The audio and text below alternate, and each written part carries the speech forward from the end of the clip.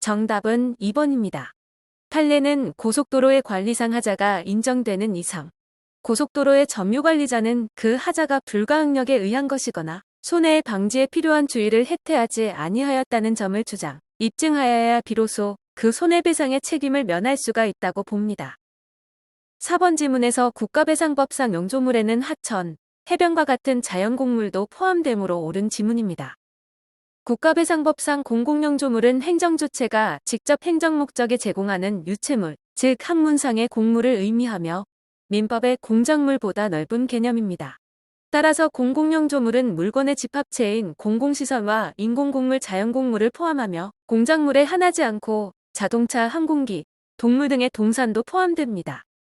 또한 국가의 소유물에 한정하지 않고 국가 또는 지방자치단체가 소유권 임차권, 그 밖의 권한에 기하여 관리하고 있는 경우뿐만 아니라 사실상 관리하고 있는 경우도 포함합니다.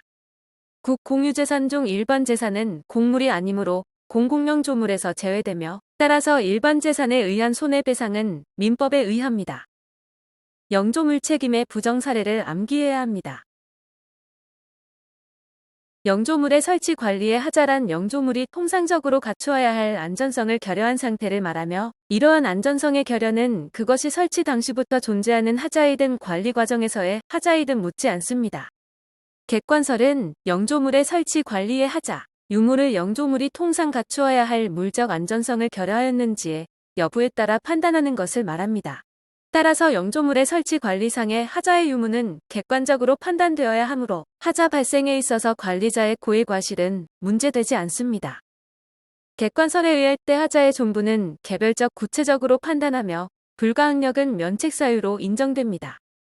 판례는 영조물의 설치 관리의 하자에 대하여 기본적으로 객관설의 입장을 취하고 있다고 보나 사안에 따라서 예견 가능성 또는 회피 가능성 등의 주관적 요건을 고려하여 주관설에 입장을 취한 판례도 있습니다. 국가배상법 제5조에 의한 배상 책임의 요건은 원고가 입증 책임을 집니다. 단, 예견 가능성, 회피 가능성, 즉 주의 의무에 대한 입증 책임은 피고가 부담합니다. 다만, 피해자 보호를 위해 이름 추정의 법리가 적용될 수 있습니다.